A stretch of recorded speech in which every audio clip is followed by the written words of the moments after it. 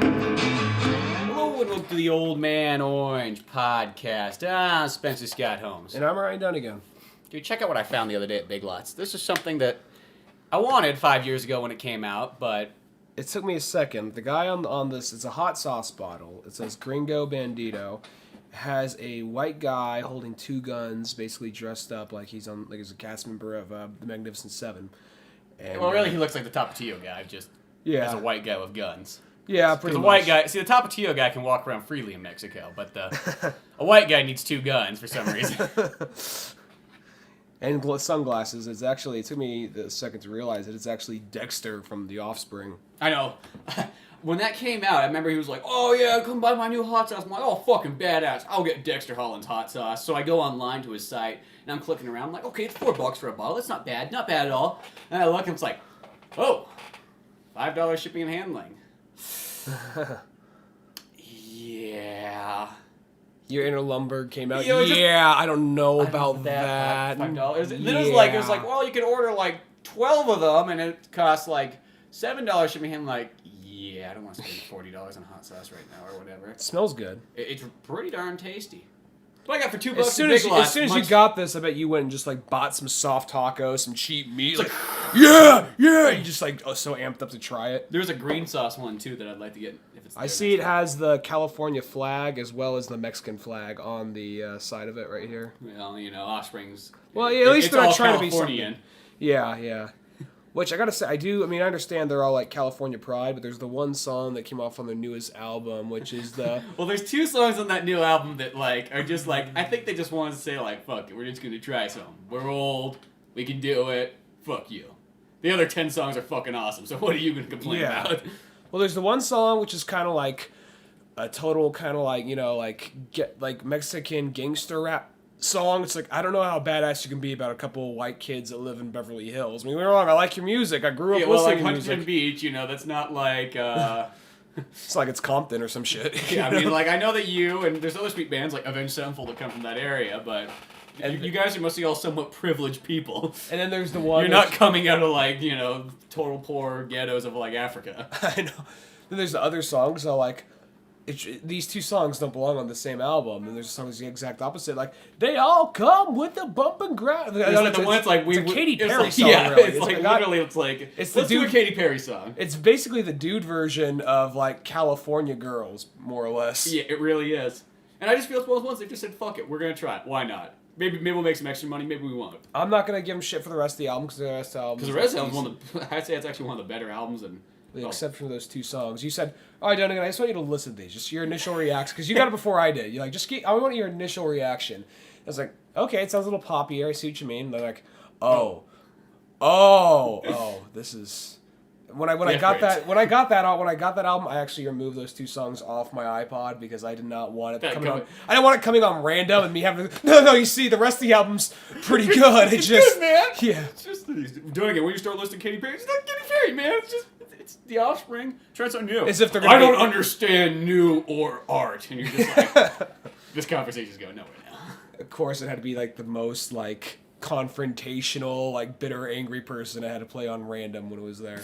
And also, too, it's like you're driving your car, just some guy running up next to you, like yelling, like, "Hey, what are you listening to, faggot? What are you listening to?" Slapping the side of your car, like, "Yeah, get away from me!" It's like, you're in a car. You could drive away, but for some reason, this guy's keeping up. He's threatening you on foot. Are you listening to Katy Perry? Katy Perry makes me want to kill. It's the Offspring. Offspring sounding like Katy Perry makes me want to kill. It's twice as much. Well, but yeah. Other than that, though, good hot sauce. I'm glad I found it for $2 at Big Lots. That's what I like about Big Lots. Things that you once wanted come back to you many years later for about a quarter of the price, if not less. There's a Big Lots that's like right around the corner from me where I live, and the thing I hate about Big Lots is you're like, oh, I need some peanut butter and some orange juice. I'm gonna go get that. You walk in, you walk out with like 18 other things. Like, well, they had fucking DVDs. They had catfish on sale. I'm like, I haven't had catfish in a while. You talking about Grocery Outlet? Yeah, grocery outlet. Okay, I'm talking about Big Lots. Oh, Big Lots.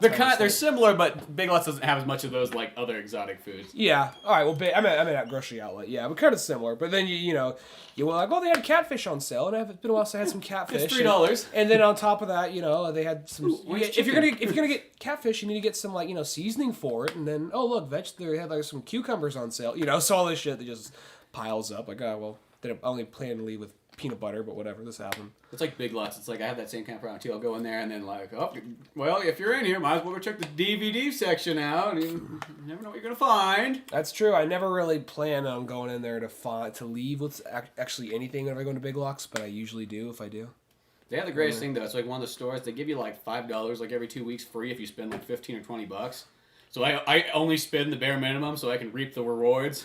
You got your discounts planned out like a fucking Madden play or something like that. I know.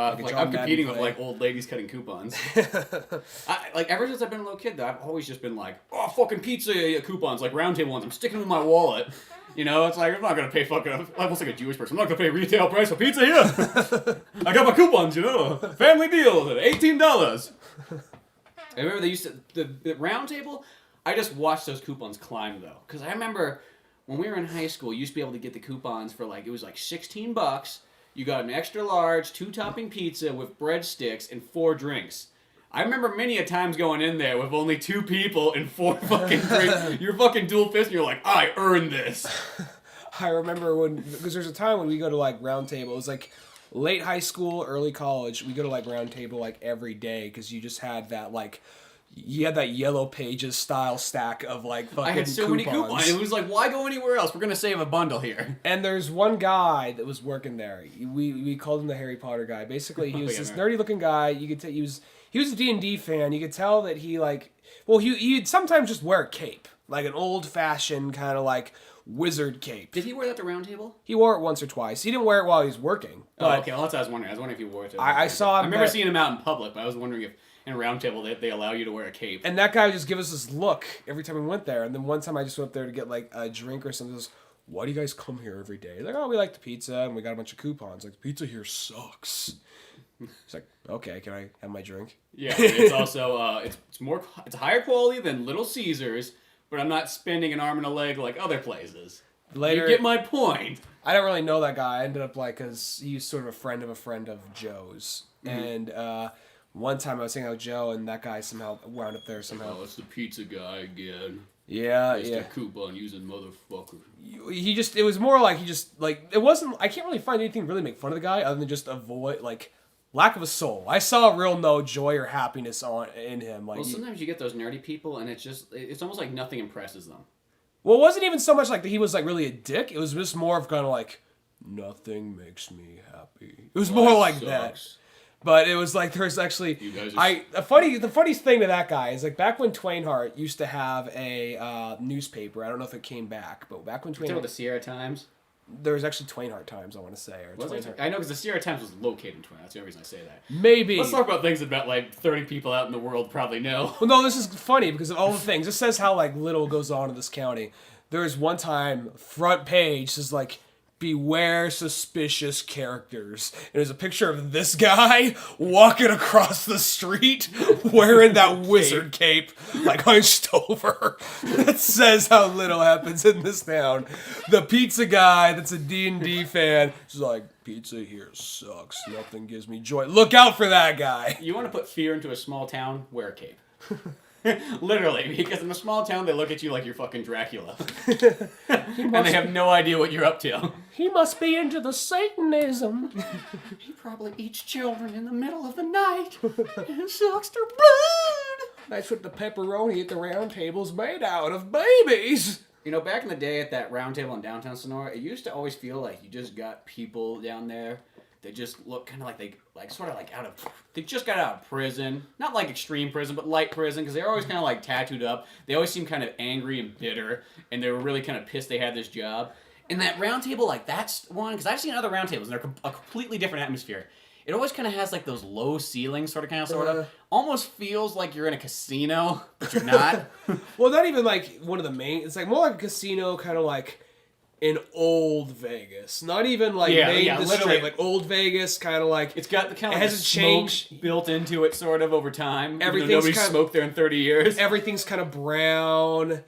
It's the same kind of like wood. It's the same kind of like wooden wall like coverings they've had since 1972. You know what I mean? Yeah, exactly. Because I remember I went to a couple times. Maybe Garth Brooks is playing on there. Maybe Willie Nelson. Yeah.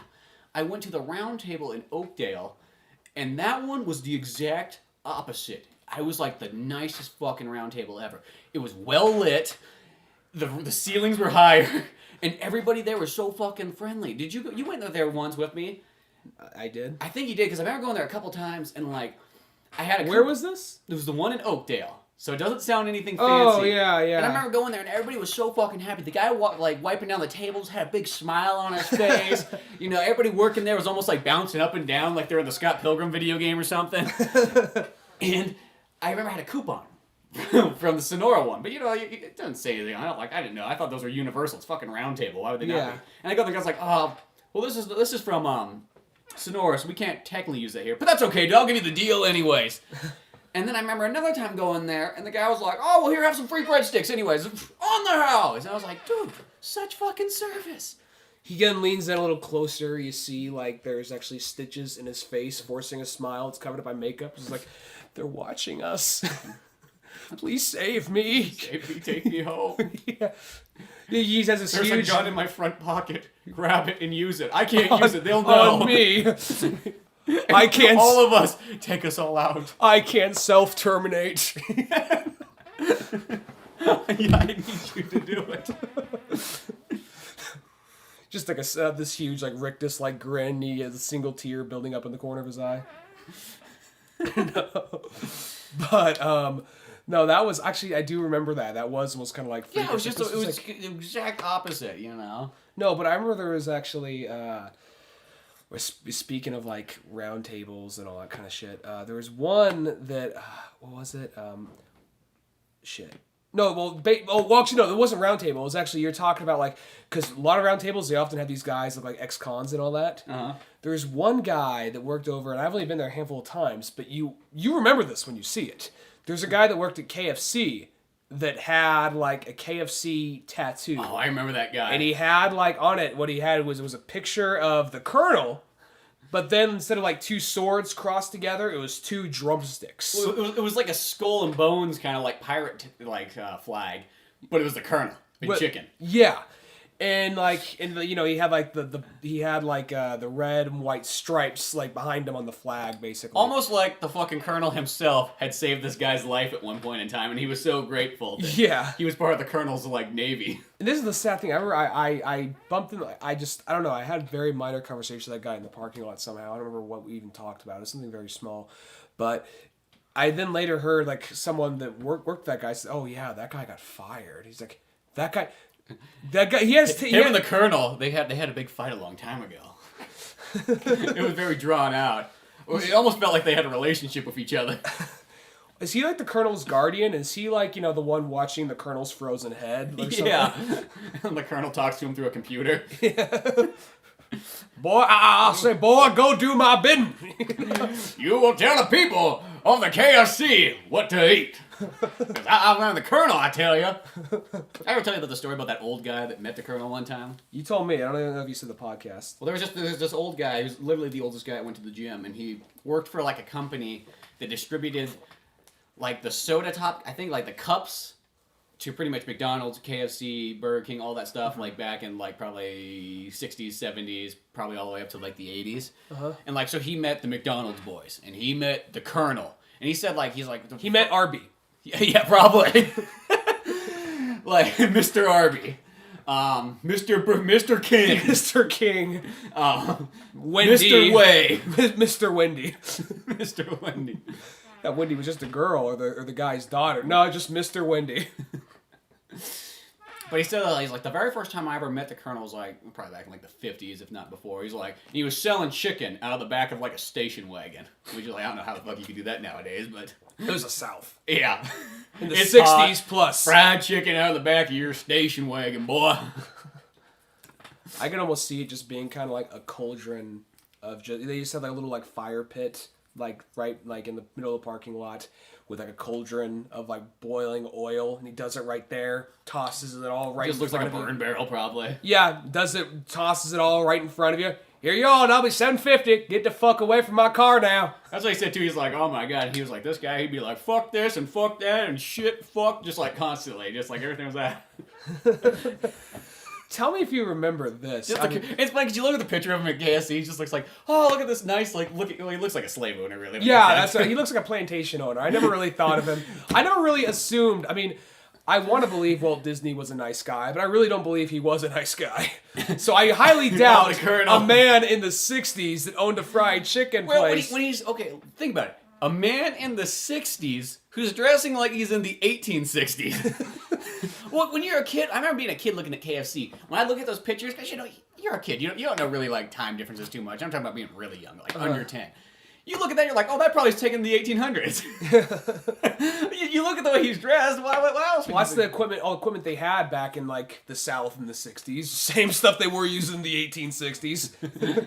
Right, you have to hold still for like 5 minutes while I take this picture. Don't smile, it's gonna get fucking fuzzy. No, there was like, what was it about that? There's, do you actually remember? This is actually blatant. I mean, of course, I'm not trying to be overtly cynical, but it's just still just kind of funny to a certain extent. Do you remember it was right when Phantom Menace came out. Mm-hmm. And, I mean, they're owned by the same people, but I want to say they had like some big crossover deal because it was Star Wars and they're trying to sell toys at each of the places. Well, I'm right. Taco Bell had episode 1. No, it was Taco Bell as well as KFC as well as... Because those all Pepsi companies. Yeah, as well as Pizza Hut. And they had like a commercial, and what it was is they had, I guess for a little while, Pizza Hut had like some hot like pizza delivery girl is their like spokesperson. Mm-hmm. They had the Colonel, and then they had the little like Taco Bell dog. Taco Bell. Yeah. Not racist whatsoever. That little Taco Bell dog all walking. It was really a female, but they give it like a very like masculine voice. Was that dog actually? The dog was actually a female. Well, Grumpy Cat's actually a female, but yet they always say Grumpy Cat. He is, but whatever.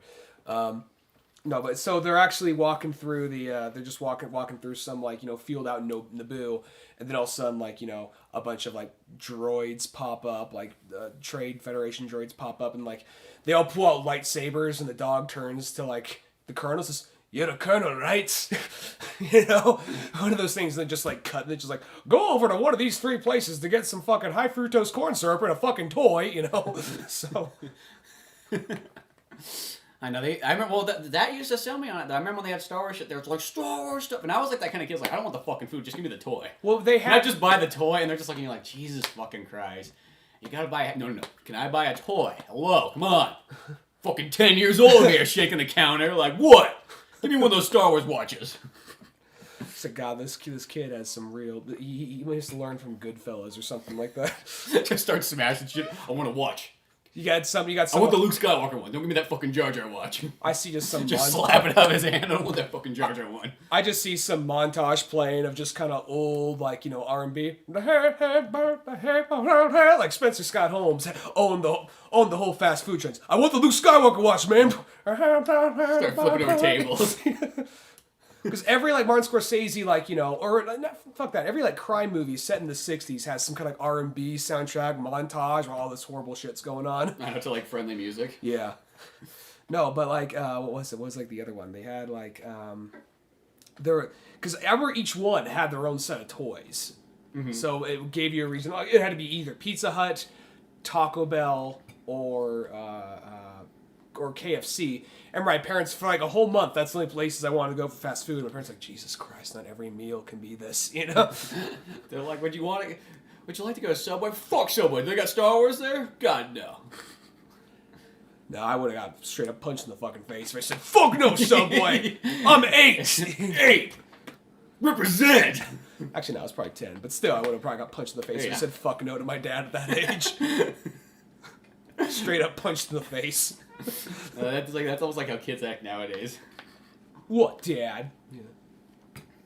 Well, no, there is actually. I am. What, Dad? I'll delete your World of Warcraft account. Huh? What are you gonna do? Oh, okay, son.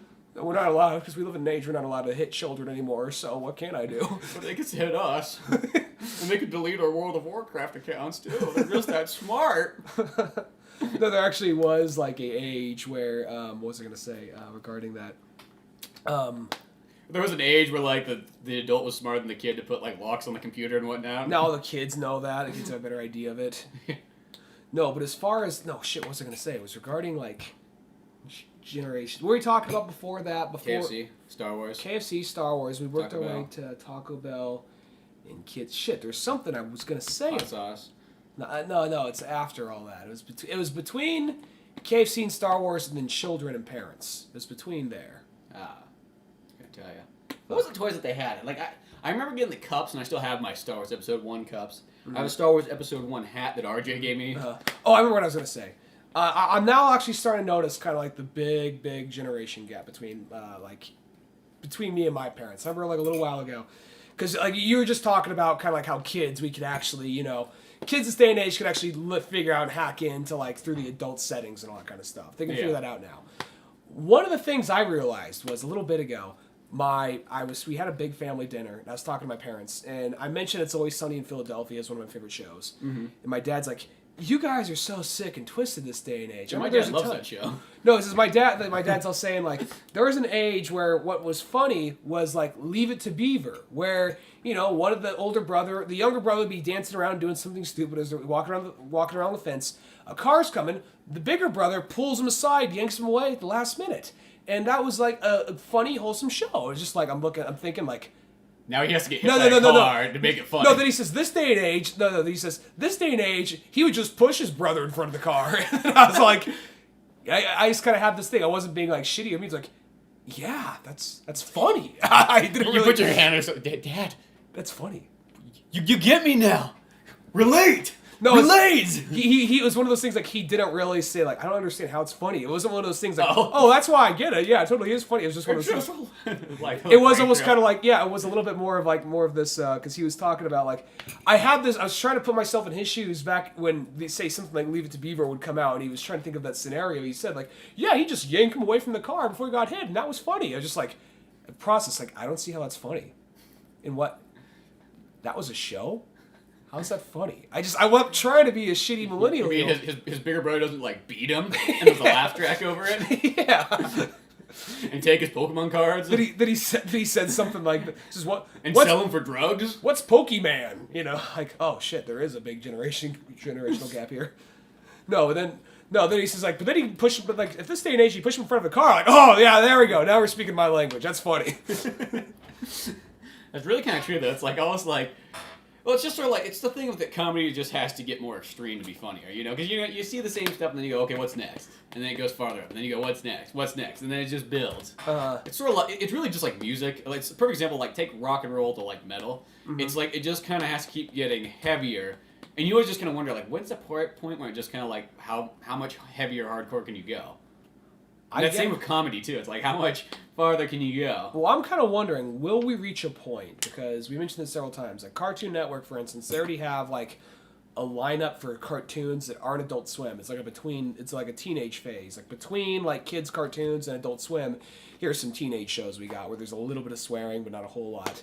I'm wondering if we're ever going to reach that point where it's like, get ready for the Saturday morning cartoon lineup, butt fuck. Just like the most extreme, like, because kids love the word butt. So, like just some really, just like the turd family, like some turd walks in the room, says like little brother, like you're so retarded,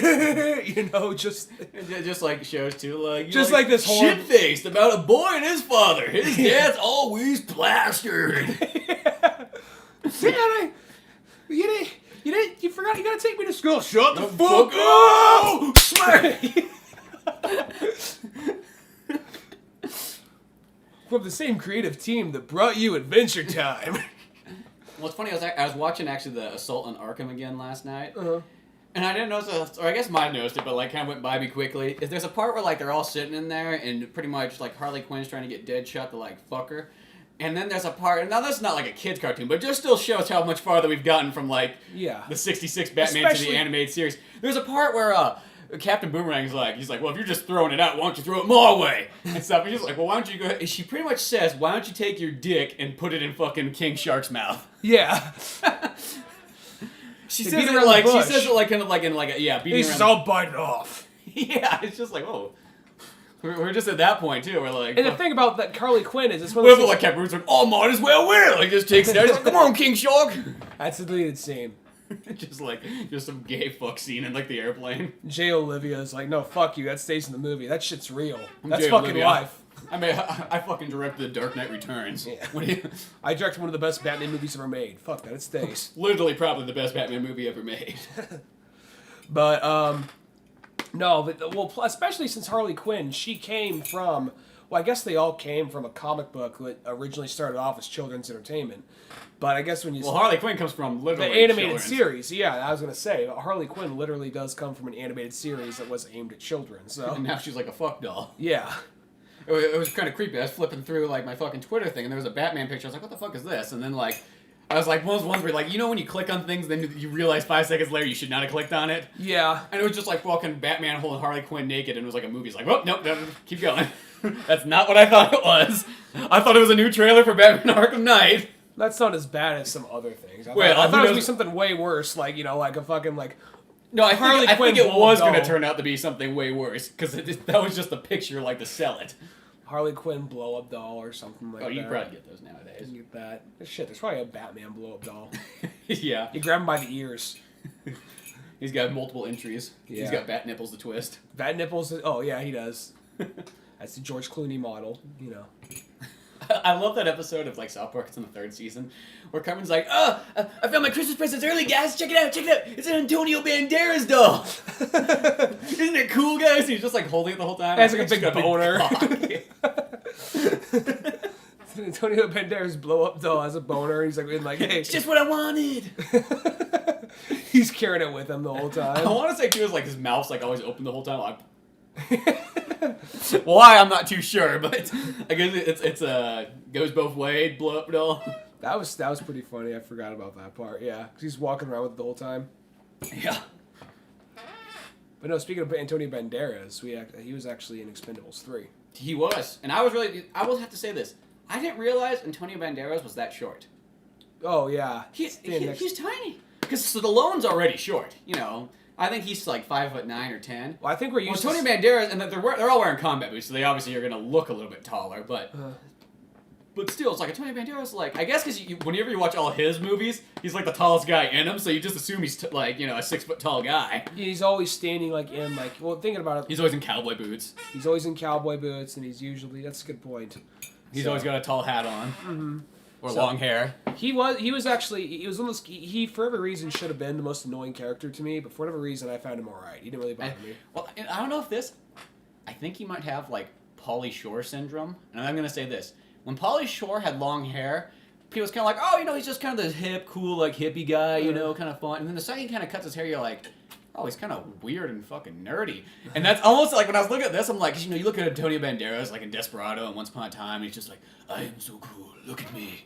Don't you, everyone wants to have sex with me. You men in the audience right now, you are dreaming of having sex with me right now. And then this one, he's just like, oh, he's got big ears, and he's all kind of goofy looking. I didn't think he was goofy He looks looking. kind of like Mr. Bean almost. I think they just, more than anything, I just think they wanted the funny characters. Like, you know, we don't have any funny characters. Let's let, Nintendo's been doing a lot of comedies lately. Let's let him do something funny. Oh yeah, I'm not saying anything wrong with it, but it's just kind Yeah. of like, that's kind of what I noticed. It's like, I think he has that kind of Pauly Shore thing where it's like, you cut his hair and it kind of makes him kind of now from being like a very like serious looking guy, like in that Brad Pitt level, to being kind of like goofy. Yeah, Antonio, to being, you know. Antonio Banderas was my man crush for a little while. I think he was everybody's man. He's like Brad Pitt, kind of. Yeah.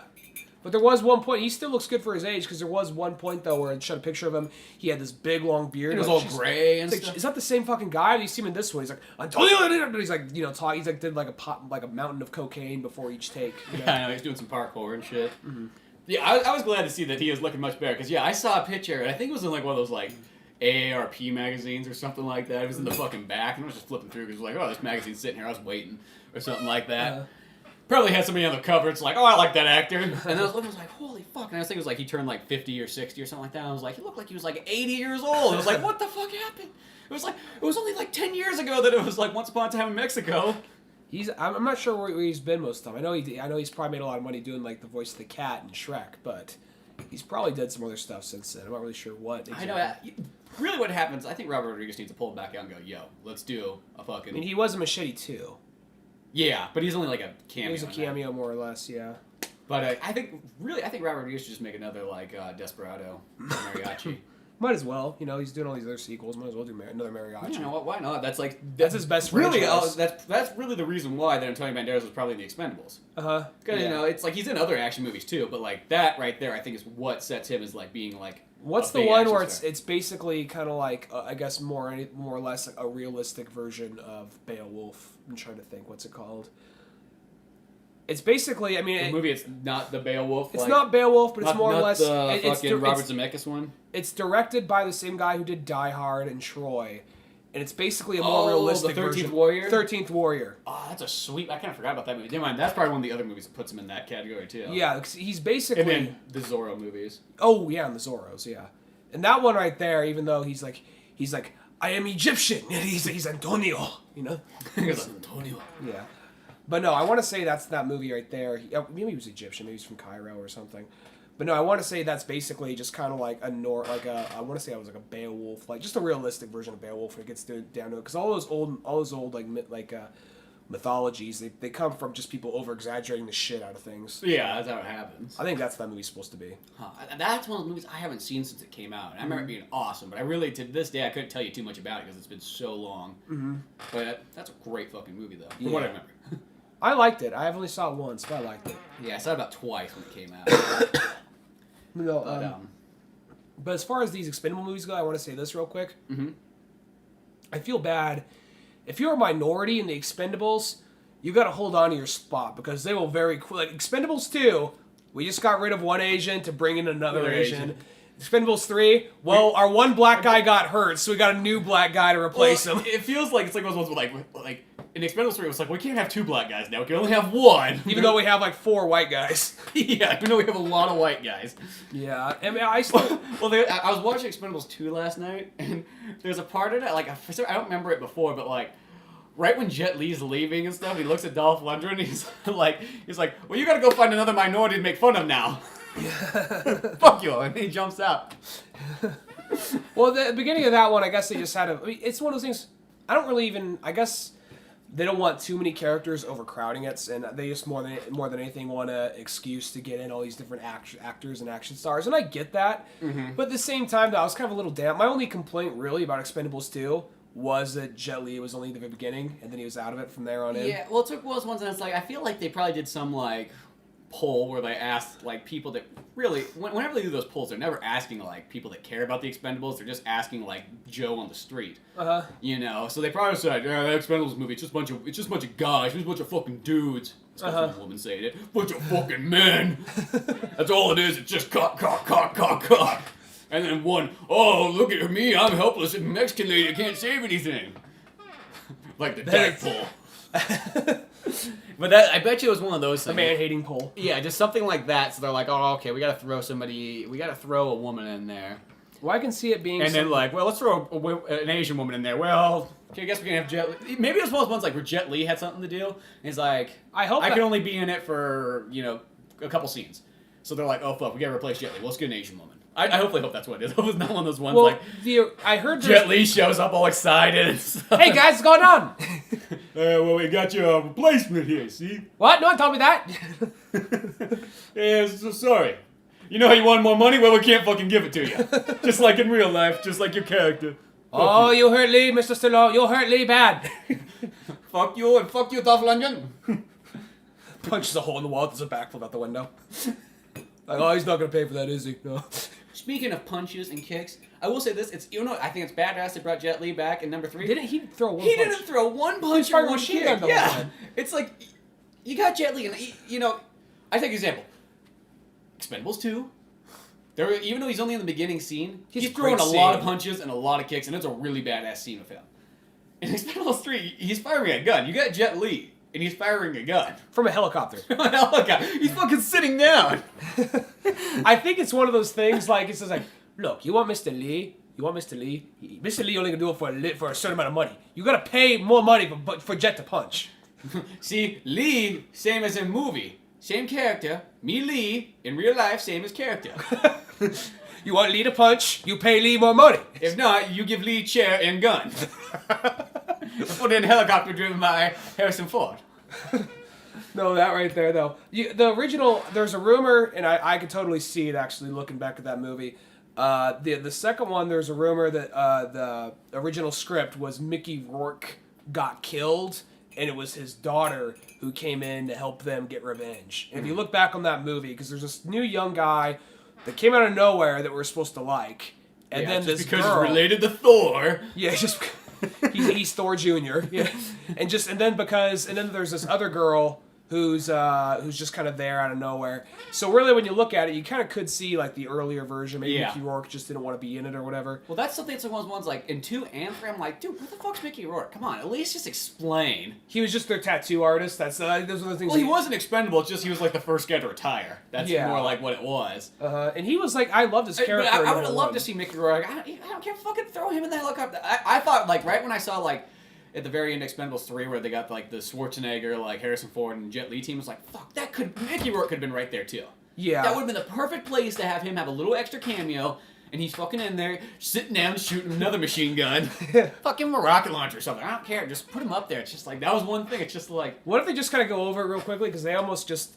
I want to say Church is the name of the Bruce Willis character, and Bruce Willis isn't in this because they just had a falling out and he wanted more money. Well, that kind of makes sense because they just trade Harrison Ford for Bruce Willis pretty much. Yeah, but apparently originally they just like, yeah, Church is out of the picture. And they just like never come back to like, he's out of the picture. He got fucking fired. But at least they said that. Like fucking Mickey Rourke, we don't mention that.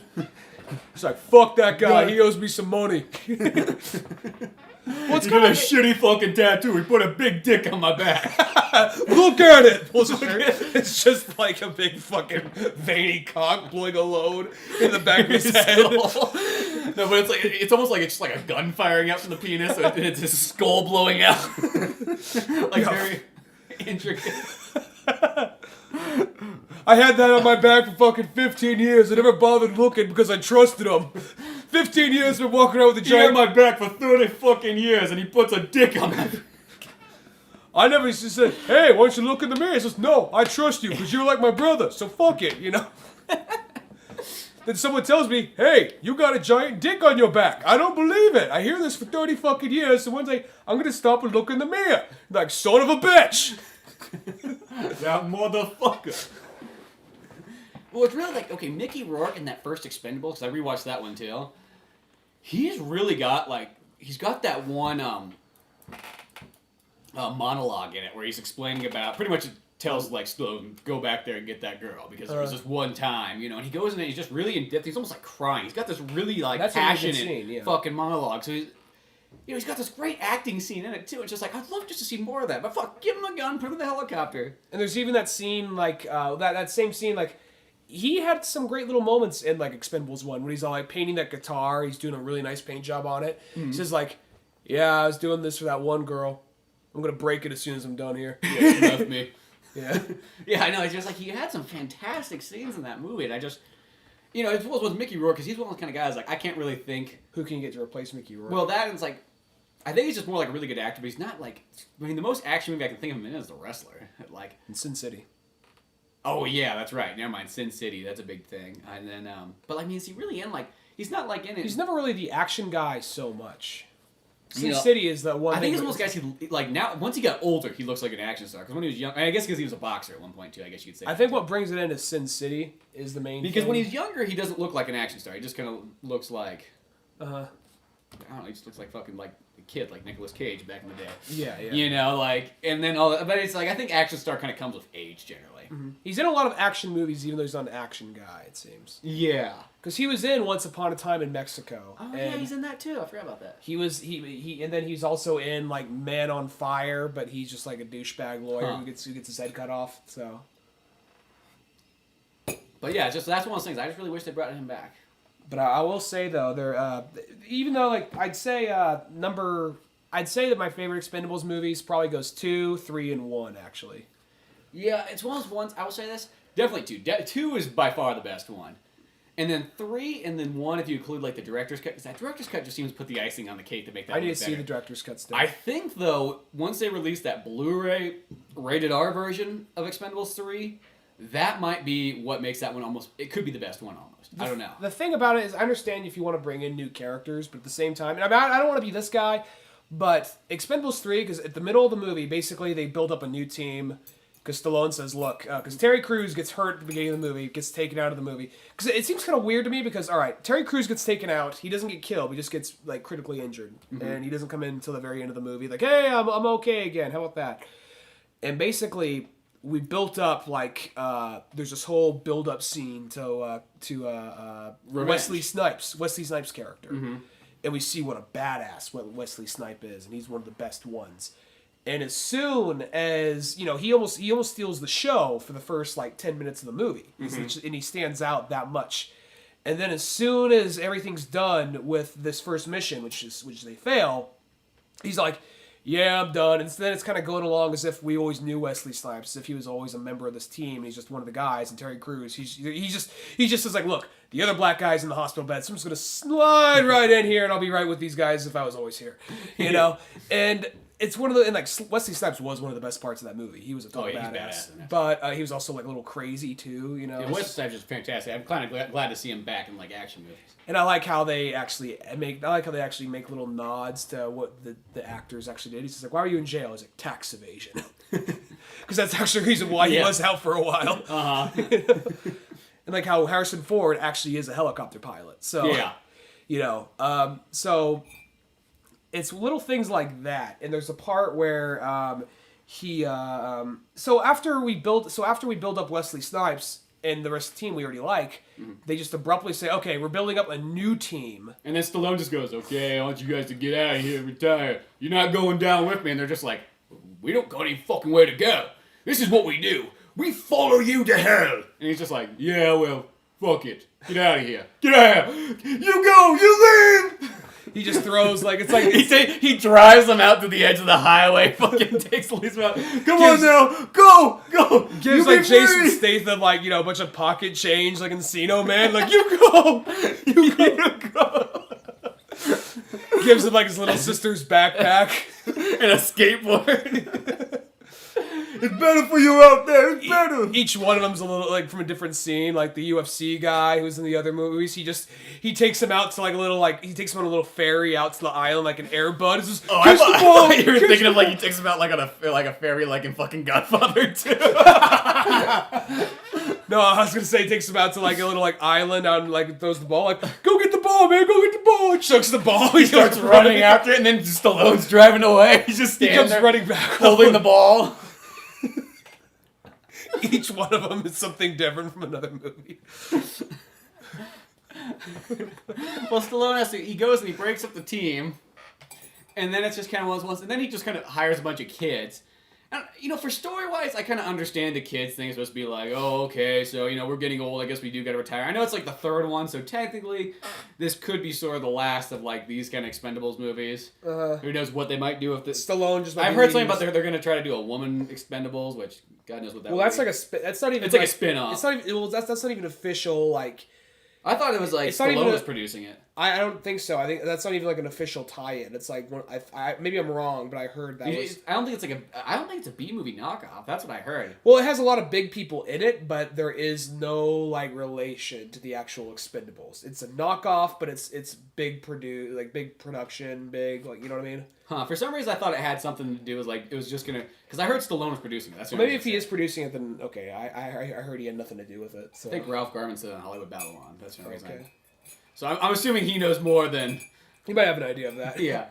Even though he hates Stallone, so I'm not too sure if we can take his opinions too personally. Yeah, he hates a lot of things. Yeah, he's just one of those guys people just kind of hates lots. That's why we have Kevin to... I like Ralph Garman, but he does hate a lot. But, yeah. But I'll say that there is, as far as... what was I saying regarding that? There was actually... as soon as we get to know the younger people, there's nothing really wrong with that team. They're all because usually sometimes the young punks that are kind of annoying.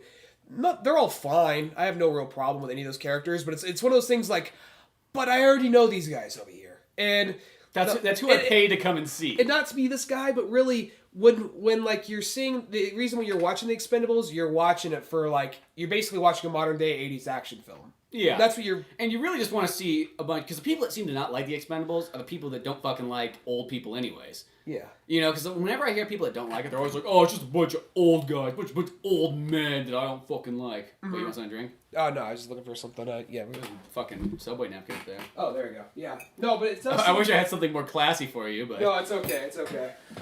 But that's my nose doesn't give a shit. But that's always the thing that I always hear. That's a lovely sound. Yeah, I tried to do as far away from the microphone as I could. But glad there's no visual aid. I'm gonna say that right now. What was I saying though? But yeah, it's like most of the people that don't seem to like the Expendables, I always feel like, well, that's not the people we're selling to, are people that just don't seem to care about, one, action movies, two, old people, you know, and it's just, I feel like by throwing those young people in there, I'm not too sure if they're trying to get a different demographic. I think they are. You know, because this movie too, you know, Lionsgate clearly came by and kicked Stallone in the balls and said, like, you do what we do. Well, you know, because because the movie's shot as a rated R movie. It definitely, yeah. And then, like, Lionsgate came in the last second when they were editing it and said, fuck you guys, make it PG-13. You guys didn't make enough money for us before, which is weird, because I used to always look up to Lionsgate as a company that took anything, because I always had this joke. I'm like, the reason I love Lionsgate is because they've made some of the best movies I've ever seen and some of the worst movies I've ever seen, so they don't judge. Yeah. And the thing about that movie is, I thought that there's even parts I was watching where I was like, that is so easily like meant to be an R-rated shot right there. You could tell that originally they had like CG blood that was gonna probably shoot out with that. You know what I mean? Yeah. I still totally dug the movie, and I'm looking forward to when it comes out on DVD or Blu Ray to see like the director's cut. Yeah, because I think the movie by itself is damn good in a theatrical cut, but I think what will really make that movie totally badass is once we get to see what it was originally meant to be. And I think because I was watching 1 and 2, and it's like those ones are so fucking violent. Mm-hmm. And number 1, the very first like violent scene is when they're on that pirate ship or whatever, and Dolph Lundgren pops up and shoots the guy like he goes like cup check or whatever, and he shoots the guy like in the crotch, and he explodes backwards, splits his body in half, blood goes everywhere. Mm-hmm. You know, it's as gory as can be, and then they all start firing, and just blood shooting up, and body parts are going everywhere. Yeah. I mean, Stallone takes a knife and cuts off the guy's like arms and legs at the same time in that one. Yeah. I mean, it's not like they're movies. Like, I'll say Die Hard 4. I think because you know Die Hard movies, they got blood in it. They got a little bit of language. You're not riding on the blood though. But they're not like filled with copious amounts of blood. It's not like, you know, Bruce Willis was like shooting people and their like body parts are flying everywhere and stuff like that. You know, it has enough to make it an R movie, and it is an R movie. But I felt like going to Die Hard 4, I didn't actually even really notice that was not a rated R movie at first. I just kind of thought that's just kind of how it was. And then later on, it's like, oh, I guess it wasn't rated R. Yeah. Well, I think it's weird because number 2, Expendables 1 was one of those movies. It is a good movie. Now I still need to see the director's cut, but Expendables 1, it's a good movie. But it's like, it's not as what I was hoping for. It fell a little short compared to what I was hoping for. And the Expendables 2, it's like, okay, yeah. That's exactly what we were kind of expecting. You got all these guys at some point fire a gun. They all have kind of their moment. We expand on all the characters. Mm-hmm. And then number 3, it doesn't really expand on them so much, but it brings in some new people. The new people aren't bad, but at the same time, it's kind of like... We don't need the kids. Seems more of like what Expendables seems to be. Some people don't give a shit for this, but it seems to be more like a nostalgia ride. Like, yeah, you want more. You want you want the things you know. You want the things you like. It's kind of a best of. Yeah, and it's a best of like it's 80s and 90s action films. That's what it really is. It's almost like, you know, a band getting back together and playing their greatest hits. And the chick, I want to say the chick that was part of the team in this one, I want to say she was in that movie. She's an MMA Haywire. Fighter. Yeah, I want to say she's in that movie Haywire or whatever, that Steven Soderbergh movie. Oh, Haywire. okay. I want to say she's in that. So I sort of know who she was, but everybody else, I didn't know who any of those people were. And they didn't do a bad job. No, they were fine. Wrong with those guys. I feel like if there was just one of them in there, kind of like the Liam one or two Helmsworth one, because that's fine. Like one new guy, I think that's okay. I just to put a little youth into it, like that's fine. I wish it was one of those things like it was like instead of he's gonna assemble a new team, he was gonna go team up with another team for a while. Like, I don't want you guys getting involved, so I'm gonna go team up with these guys just to.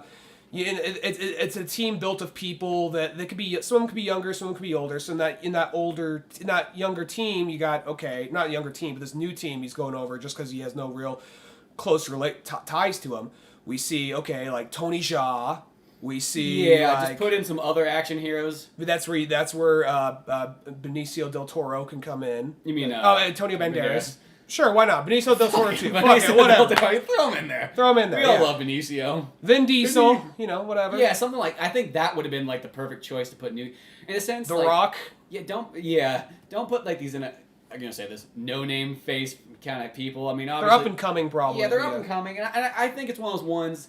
It's sort of like an opening band. Stallone's kind of reaching out a hand and saying like, "Yeah, right on my back." You know what I mean? I'll take you up there. I think that's I'll take you to the top of the skyscraper. Let them be there in the next one. Let one or two of them come in and let it add on to it. Let us like them as it progresses. Don't throw them all and don't throw them all in there at once and expect us to like them over what we already know. I'm kind of glad though that because at first they all come back at the end though. Well, I'm kind of glad because when you watch it and they have the one scene where Stallone's going with his new team. It's only really one little scene where you're kind of like the only person you really care about is Stallone in a sense, and then it's kind of over. They get captured, and then we have to assemble the old team, and it's at least it's not that's the majority of the movie. I was glad to see that, but it is one of those ones though. It's you just kind of go that could have been an action scene of Statham, Lee, Schwarzenegger. That's how I felt. Yeah. Lee who sits down with a gun. Yeah, because even Arnold Schwarzenegger, he's in it throughout the whole movie, but he doesn't have I feel like he's in it less than he is in the second one. I think it's more it's one of those things look, he got his moment in the second one, so he's just in here just to actually say, look, we got Schwarzenegger again. Mm-hmm. Which I understand. He's in there, and I love it. And I know that the movie's real two main characters are Stallone and Statham. Yeah. That's really the two main characters. Everybody else is kind of supporting cast, and then there's guest cast. And that's fine. Like Chuck Norris and Bruce Willis and Harrison Ford. And Jean-Claude Van Damme. Yeah, and then there's the villains, because, in the first Mel one, Gibson. You got Eric Roberts, and then the second one, you got Van Damme, and then the third one, you got Mel Gibson. Uh-huh. Eric Roberts, is he considered to be an action star? Because I know he's in that one Kung Fu movie. He's in a bunch of martial arts movies of the 80s and 90s, and that's Julia Roberts' brother. Yeah, okay. And then he's in the Dead or Alive movie. He's the main villain in that. Dunigan. Oh, he is? Yeah. Oh, okay. But so it's you sort of have that, and it's just as I said, it's that one Love Mills action could have been just more action scenes with who we came there to see. Wesley Snipes. And it's like I said, they didn't do bad, but it was still. I still enjoyed the movie. It's still totally. If you like these kind of movies, it's still totally worth seeing. Mel Gibson did a great job. He was a great villain. He's really good. People can say what they want about Mel Gibson personally, but it's strictly in the sense of acting as a character. He did a great fucking job. Oh yeah, well Mel Gibson's one of the best actors in the entire world. So it's whenever people go, oh, I'm not gonna go see a Mel Gibson movie now because of it's oh, fuck you. It's you clearly don't care about acting. Then you care about people's personal lives. It's well, I'm gonna even say this. I mean, look, I don't know the guy. This is just things I've heard. And I don't really. If Mel Gibson and Tom Cruise are running around punching babies, I wouldn't care because I like him that much. Well, I'll say this: I don't even think so much of he. I mean, I don't really know, and I'm not by any means. I'm not in any way supporting some of the things he said.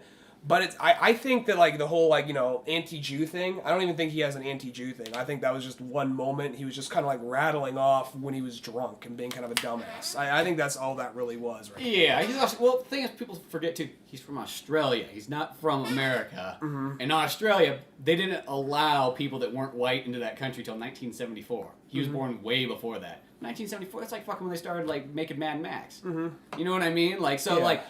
You can't blame a guy who's also kind of grown up in a world that's not, pretty open. Well, I don't even think the guy really is actually is like that. I just think that we all say and do dumb things every so often. I mean, I've never gone on I've never gone on a hate rant about a race of people like that. But it's I fucking like Woody Allen. I like Mel Brooks. I like Jerry Seinfeld. But at the same time, I love Mel Gibson. At the same time, though, I can think I went rambling off when I was drunk about whatever. And thinking back, I shouldn't have fucking said that. That was a fucking stupid thing to say. I don't think I've ever did anything to that level, especially with cameras going. But on top of that, though, I mean, regardless, even if you agree with that or not, the guy, he makes some good movies and he makes some good... Apocalypto, I never saw Passion of the Christ, but Apocalypto was pretty good, I thought. Even Passion of the Christ, that's a good fucking movie.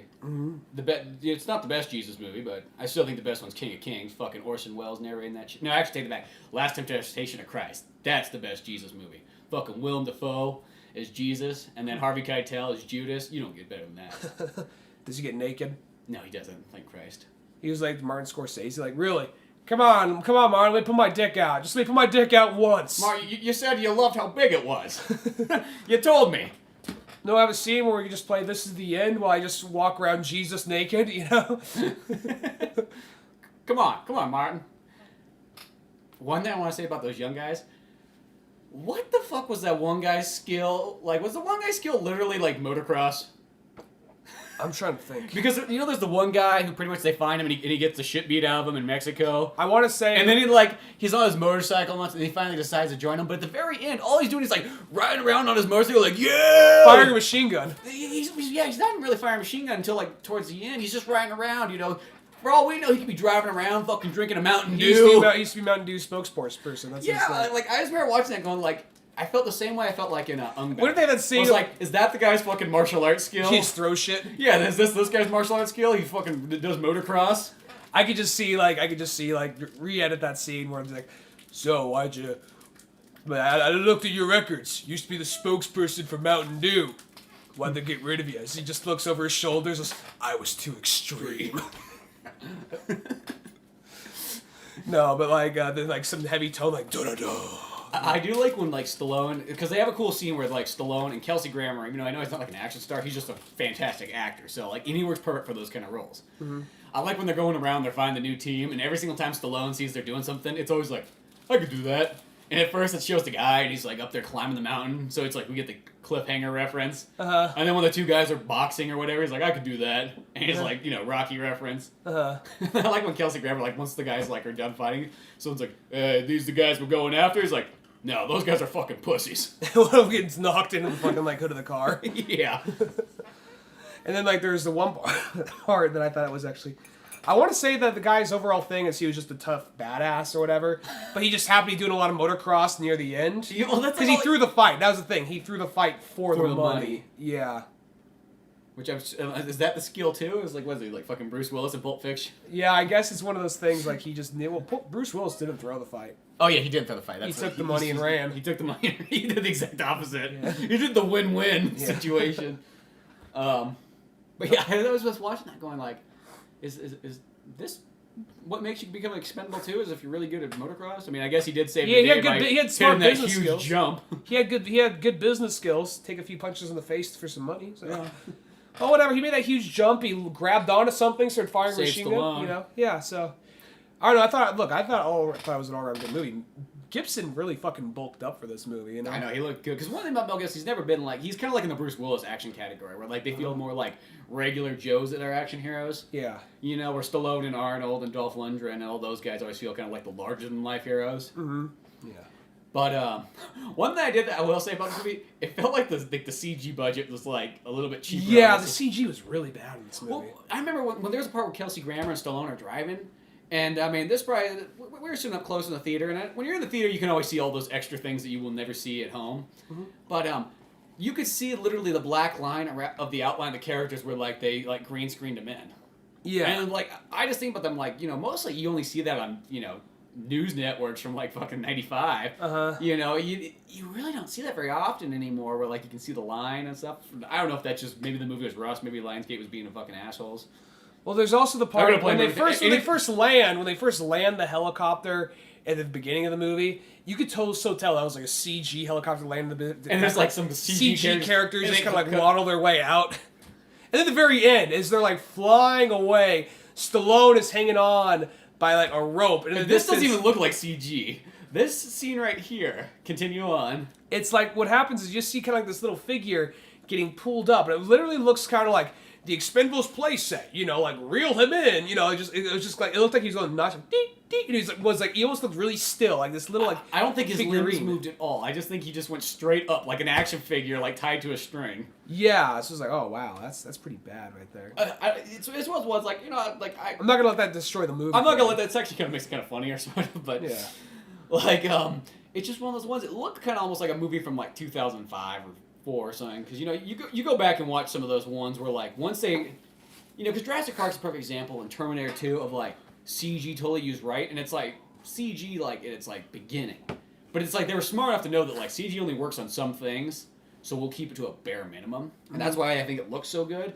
Where, like, movies in, like, the early 2000s, that was when we're like, we can CG everything! Yeah. So they did it, and then you kind of go back and look at it. It's like, oh. first Harry Potter movie is a kind of example of it, where it's just like, not like it's, you know, I still, it's like, it's good enough. It gets the job done, let's say that, but it's not like, almost to the point where it's like, you should have probably used some models and some puppets, and Guillermo del Toro did. When I first saw, whatchamacallit, the Power Rangers movie. Okay, that's not that's the where you example. thought, that's where it's like, it's CG, it's that looks awesome! Now I look back like, oh wow, that is so bad. But at the time, it looks so good. Yeah, I remember it looked so cool. That one looks, that one's one of those ones where it's like pretty bad looking. They're like PlayStation 1 cutscenes. Yeah. But, yeah, and Expendables, I don't know, it's just like, yeah, there's just like, a lot of CG's just, it felt like when you watch those like kind of like high production YouTube videos, Yeah. those like action ones you see where it's just like a bunch of guys that like, well, dude, this might be a bunch of rich fucking kids. But when I watch those videos, I'm like, bunch of rich kids with their fucking dads that are lawyers and have money and shit like that. Like, and they just said like, here, Billy, have $25,000 to go buy a camera and shoot your friends and stuff, you know. Mm-hmm. But But like other than that, it's like, and it says they're low budget compared to a movie. yeah. That's what it's like. Sort of like the special effects look sort of like that. Yeah, it did look kind of like that. It looked like when a side. kid- It's the thing about it is it's not a movie that relies on CG. So you think that what little CG they'd have in it, they'd have the money to do a good job. Yeah. But whatever, you know. But then again, I'm going to blame it all on Lionsgate. Because Lionsgate sounded like they're a bunch of dicks, and they were like, well, you guys didn't make enough money on the first deal. They lost the cool looking like gears turning because I like their original like opening logo, which was like it was going inside of like this gate now like this clockwork and gears turning that opened up. Like I just thought it looked really cool. Now it's just like Lionsgate comes out of the clouds. Like, oh, that's not as cool. Where's the fucking gate? Yeah, where's that gate? Where's the gears? Gears badass. Yeah. Gears kick ass. Yeah. But no, other than that though, I think it's just a really good movie. It sounds like there's like kind of like it sounds like there's a little bit of like errors to it, but it's like no, they're just kind of like little missteps. Uh-huh. You know, that doesn't really affect the movie. It's just one of those ones where it's kind of like, you know, if you didn't have the kids, I guess we could have more action scenes, but it's not like they bring down the movie. They're not like a bunch of annoying kids where you're like, fuck these kids, I hope they all die. Yeah. None of them are like that, so that's a good thing. And the CG, it's not that big of a deal. It's just, you just kind of notice it. That's about it. And you probably won't notice it at home. That's probably something, if you watch that movie at home, you probably would have never noticed any of it. I think it's just for the fact of sitting up close in the theater that we saw like all that little stuff. I thought it was kind of funny, I want to say, how like Harrison Ford was a helicopter pilot. Like even Harrison Ford's like, I need a moment in this picture right here, you know? Well, that was badass because I didn't know if Harrison Ford was actually gonna like Do anything in the movie. I thought he was just gonna be kind of like a Kelsey Grammer and he's just gonna talk and stuff. And I was like, I'm cool with that. That's all it is. That's fine. Uh-huh. But then when you do see him actually like go up there and flying the helicopter around and blowing shit up. How long before you think, 'cause it's got to be the next movie, if like the Clint Eastwood to be the guy that taught Stallone everything he knows? Well, that's the one thing. It's like Because Stallone uses a revolver, and he's like his whole thing's he's quick draw with a It's like- revolver. So who better to be his teacher? I still think that like if they could just do a picture, that's all it's got to be is a picture on the wall, like behind. Like I always thought, like we said this on the second one, but like you know, put Mickey Rourke fucking working at a desk, drawing a picture, and just behind him, and have this nice zoom in, and it kind of shows just a big like. You probably don't remember this, but in Resident Evil 1, there's a picture. And you can, or in Resident Evil 2, you can see it in like the STARS office, and you click on it, and then it's a picture, and it shows all the STARS members from the first game. They're all around a helicopter. Something like that, where it just shows them around the helicopter, but it's just like they Photoshop in there Clint Eastwood, Charles Bronson, Steve McQueen, Paul Bruce Newman. Lee, Paul Newman. Yeah. Um, Robert Redford, maybe. yeah, maybe Robert Redford. Yeah, he's in enough action stuff. He could be in there. Were there any Lee Van Cleef. Lee Van Cleef? I'm trying to think of like you probably Yul just- Brynner, maybe. Yeah. What's his name from Point Break or not Point Break, but Point Blank and Lee Marvin. Lee Marvin. Patrick Swayze. Yes, Patrick Swayze would be badass to put in there too. Just like Patrick Swayze too. If he didn't die, I almost feel like he could have been. He would have been an expendable, definitely. He probably could almost be the Mickey Rourke character, basically. Yeah, because Patrick Swayze is one of those kind of guys. He really is like. He's in that sort of Mel Gibson action kind of star, like they're like regular people sort of that happen to be an action hero. Mm-hmm. Roadhouse it's like come on, that's like the best example of like that like right there seals you as an action hero. Yeah, Roadhouse. That's like one of my. And it's not awesome his movie. only movie too. He's got a bunch of great action movies, but that right there in itself. I love Roadhouse.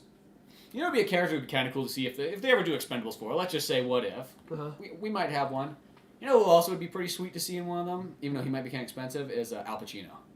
Yeah, that's a good point. I mean, he's kind of old by now, and I know he was kind of like, if you want to say the other Expendables movie, Ocean's 11, he's kind of it like that one. Because that's kind of like what Ocean's 11 is. It's, it's got more younger guys in it, but it's just like, let's get a bunch of guys that everybody seems to like. It's like the heist version of Expendables. It basically is all these cool actors that everyone likes. Brad Pitt could be in an Expendables movie, but I think he could, he's too. probably too expensive right now. But I feel like he's because he's in his artsier phase right now. I do feel like there's still a bunch of, like, you could say kind of like, not like top of the line actors. There's still a bunch of guys that, like, they still have not used. Like, what about Carl Weathers? Mm-hmm. Like, he would have been fucking awesome to have in there.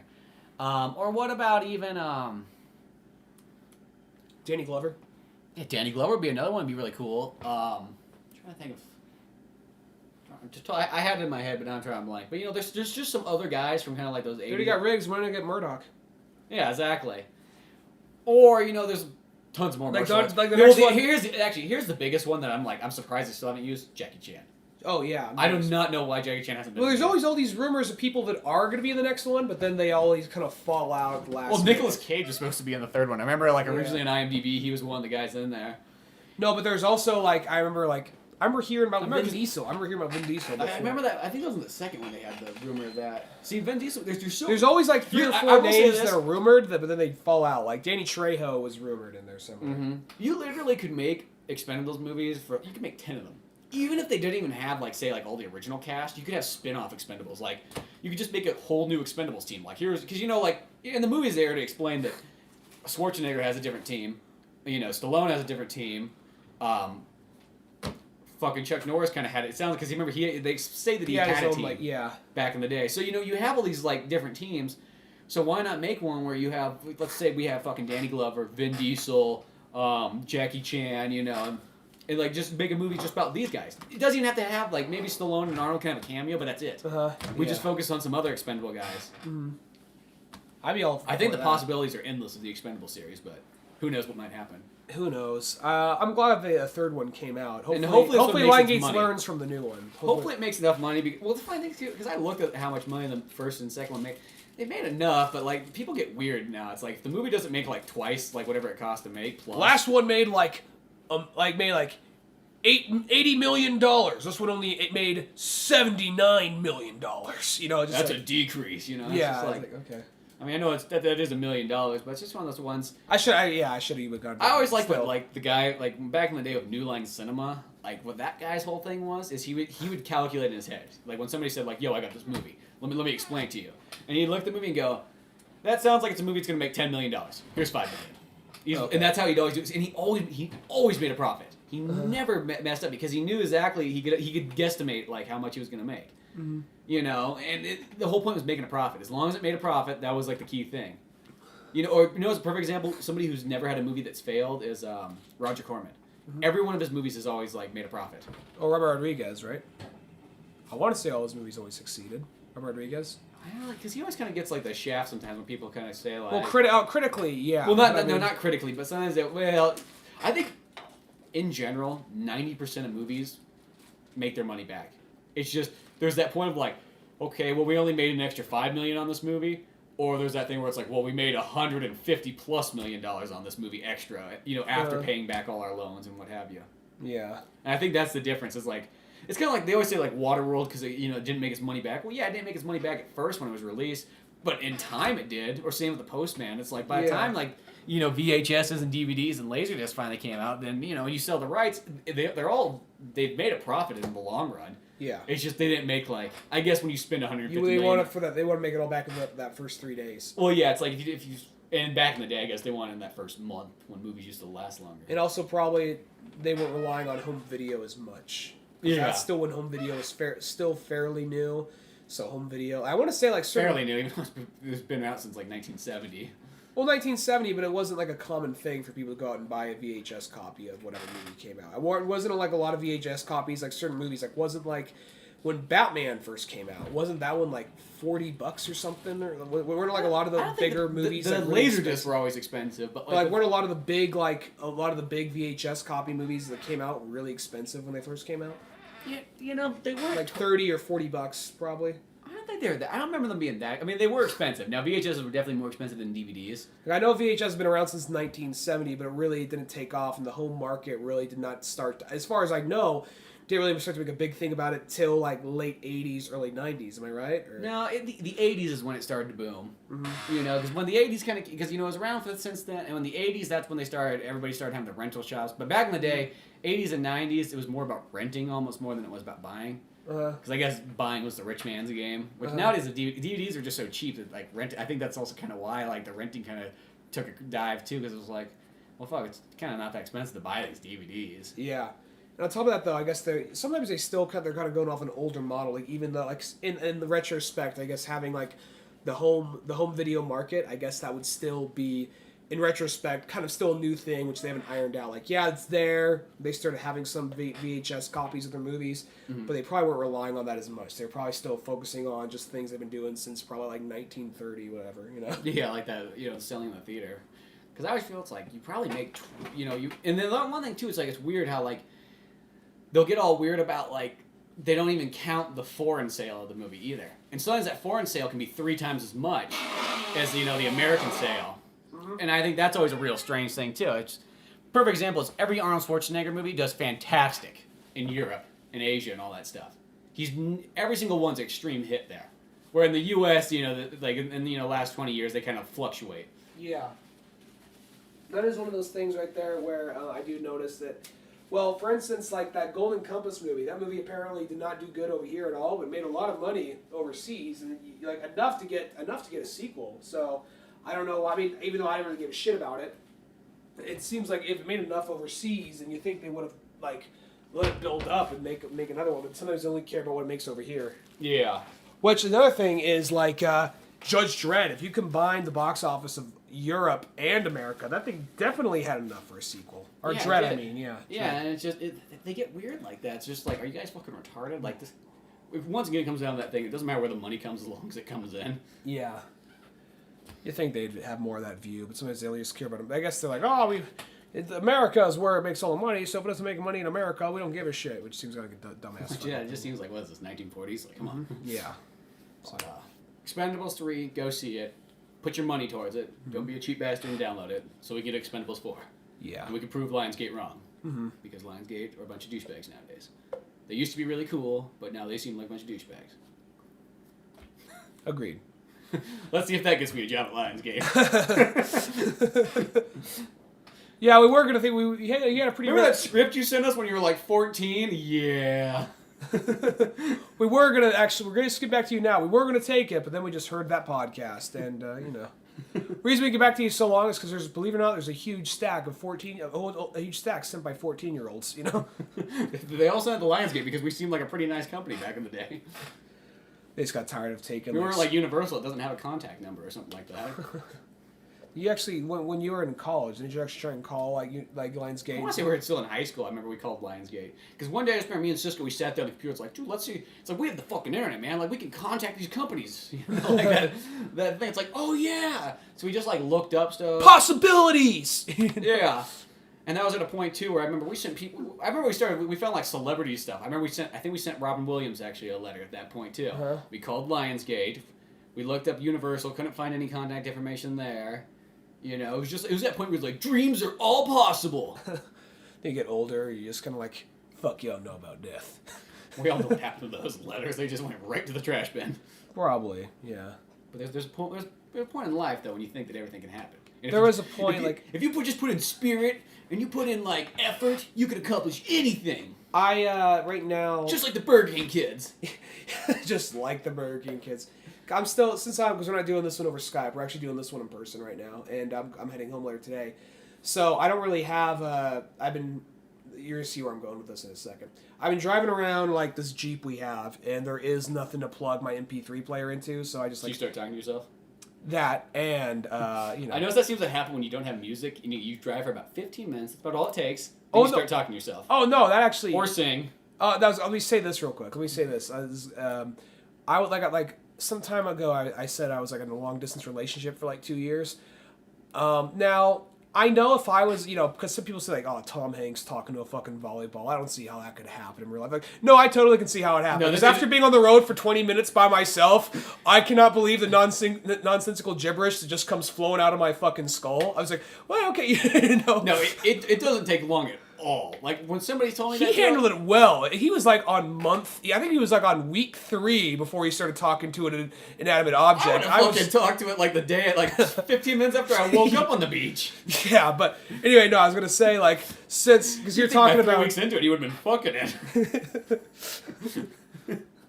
No, but like no, what was I gonna like? He gets back. He gets back and finally, like, just say Wilson survives in that whole trip, and we don't have that sad moment.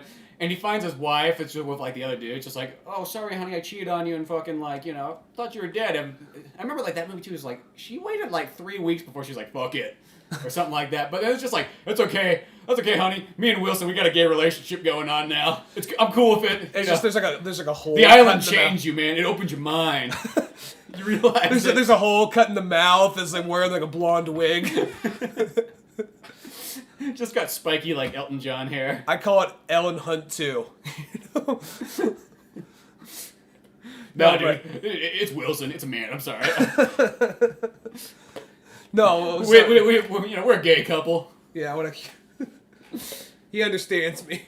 Unlike you. So like here's the story. You think the story would be about this amazing story of courage and courage and will of a FedEx driver coming back from this island, but no, we're all way more infatuated with this volleyball that he won't stop talking about that he fucks. He openly is walking up to people saying, "Here's my volleyball that I fucked for like 8 years on this island." Once you fuck a volleyball for 8 years, there's just no going back. Yeah.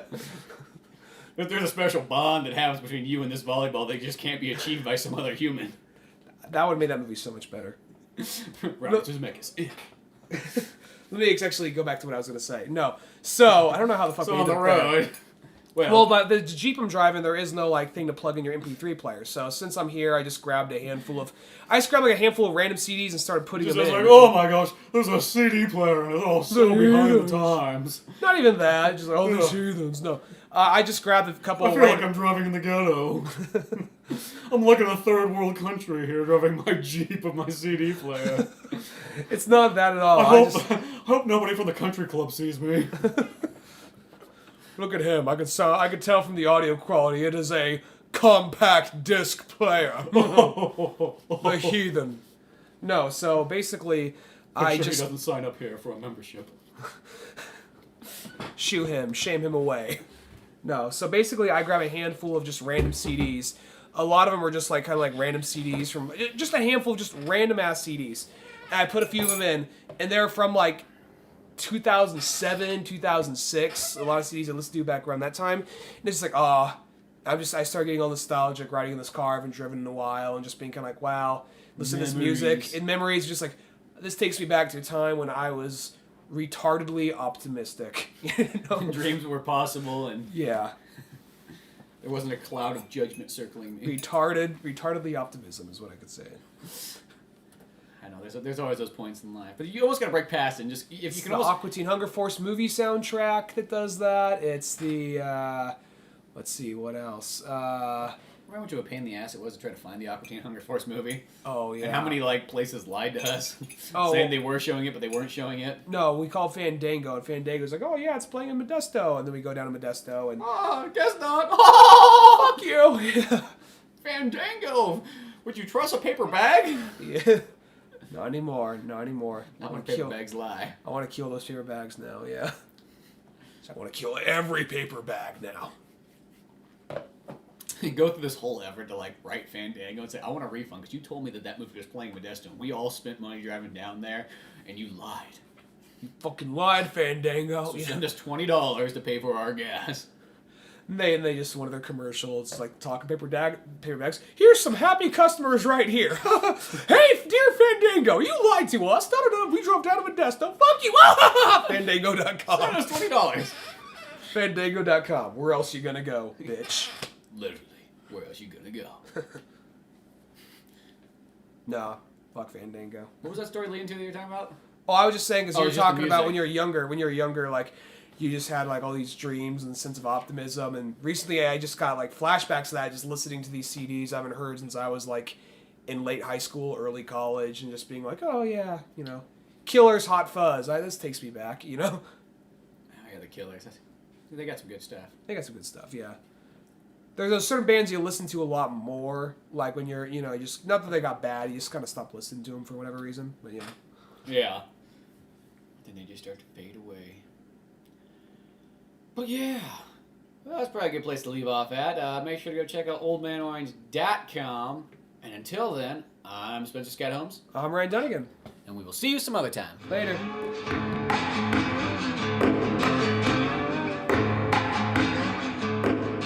Thanks for listening to the Old Man Orange Podcast. Check out our website at oldmanorange.com for even more podcasts, cartoons, videos, music, and more. Send us an email at oldmanorange.podcast@yahoo.com. Be sure to subscribe, share, rate, and review us on iTunes, Podomatic, or any of the other fine sites we might be located on. And if you want to help out even more, click on the Amazon or GameStop links on our webpage before you make any purchases there. It won't cost you a penny, but it sends us a little something our way. Thanks again, and tune in next week for more Old Man Orange Podcast.